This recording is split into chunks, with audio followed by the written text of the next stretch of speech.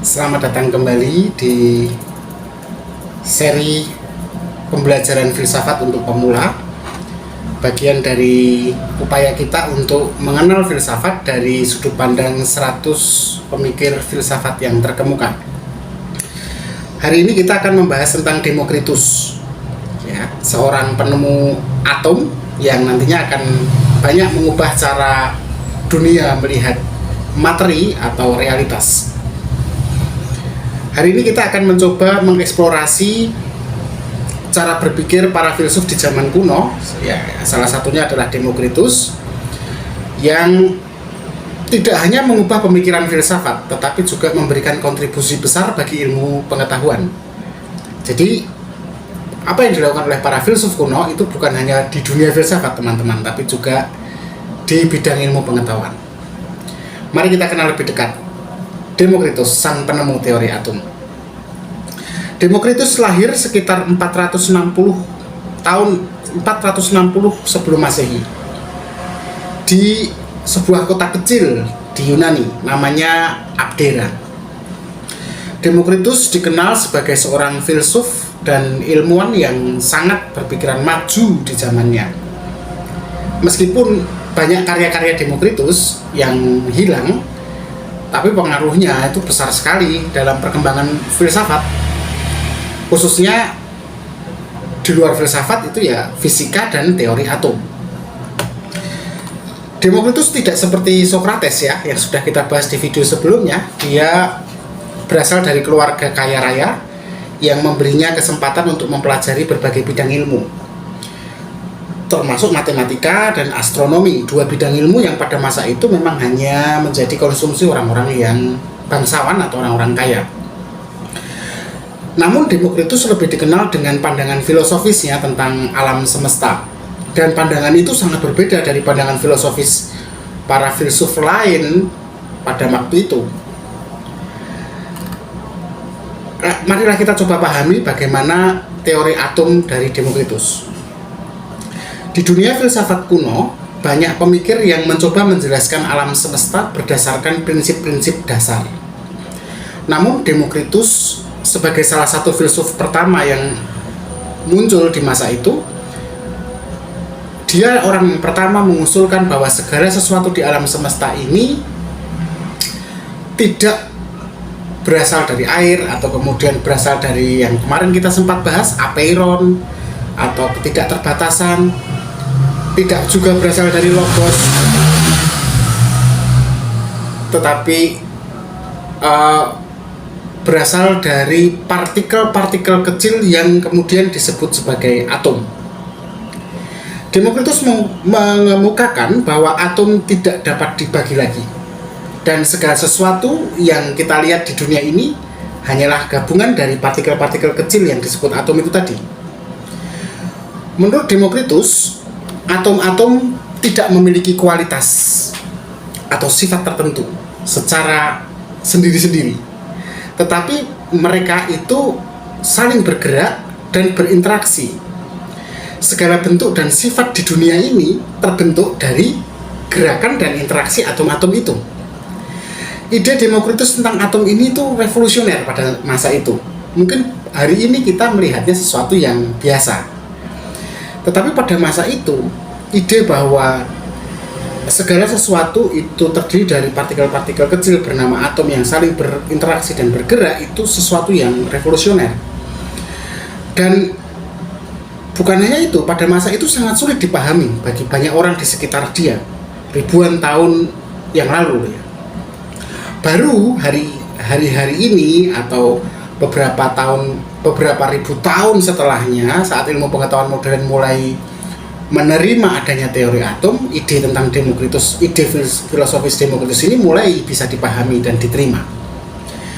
Demokritus mengajarkan bahwa segala sesuatu di alam semesta ini, baik itu benda padat, benda cair, ataupun gas, semuanya terdiri dari partikel-partikel kecil yang tidak terlihat oleh mata manusia.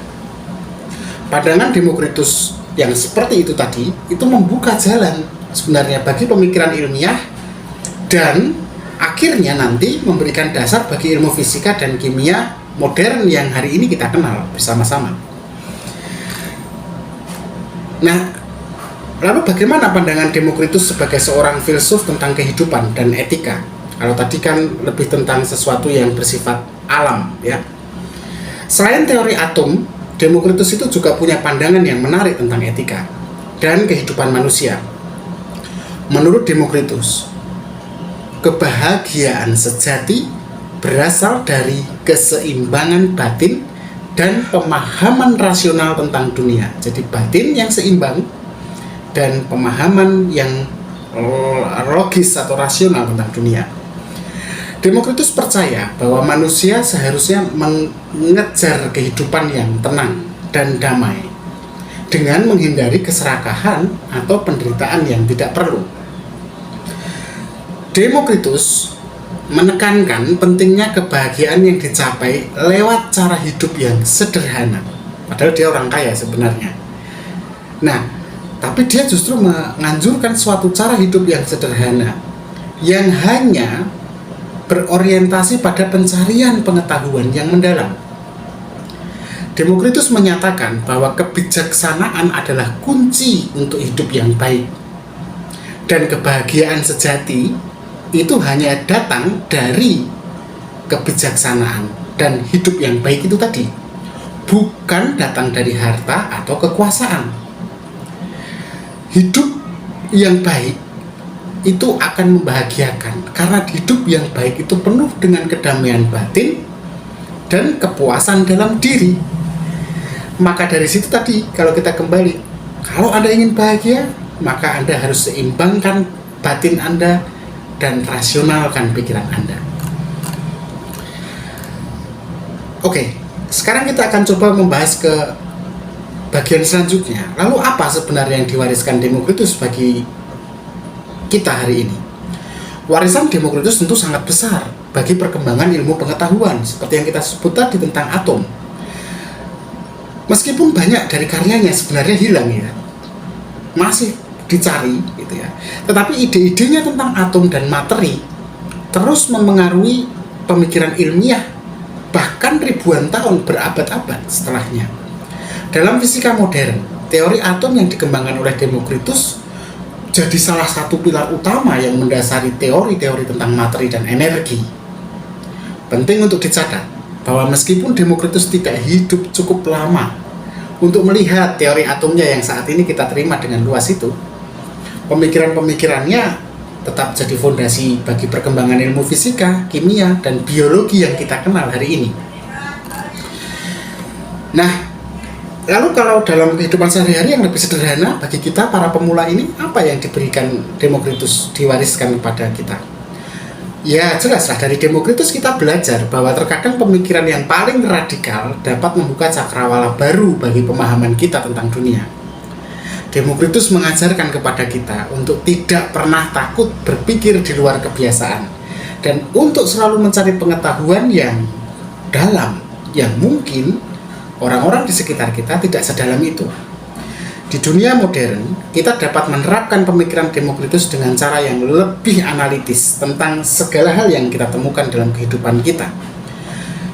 Kita diajarkan untuk memecah-mecah masalah yang besar menjadi bagian-bagian kecil yang lebih mudah dipahami, seperti atom. Kita juga dapat lebih mudah menemukan solusi dan mendapatkan pemahaman yang lebih baik bila mana kita mampu mengelaborasi segala yang rumit itu menjadi bagian-bagian kecil yang kemudian bisa kita pahami pelan-pelan. Ya, itulah Demokritus. Dia adalah salah satu pemikir yang sangat mendalam dan mampu berpikir jauh ke depan, lebih melampaui orang-orang di sekitarnya pada masa itu. Kontribusi Demokritus tidak hanya dalam bidang filsafat, tetapi dia juga punya banyak peninggalan, landasan, fundamen untuk ilmu pengetahuan yang kemudian memberi dampak yang sampai hari ini dan mungkin akan bersifat abadi bagi perkembangan ilmu fisika dan kimia. Di dunia yang semakin kompleks ini, semangat Demokritus untuk mencari pengetahuan dan memahami dunia tetap relevan bagi kita semua. Terima kasih sudah bergabung dalam pembahasan tentang Demokritus. Jangan lupa untuk terus berpikir kritis, mengeksplorasi pengetahuan baru, dan selalu mencari kebijaksanaan. Sampai jumpa di video berikutnya. di mana kita akan menjelajahi pemikiran dari filsuf-filsuf besar lainnya. Selamat berpikir kritis.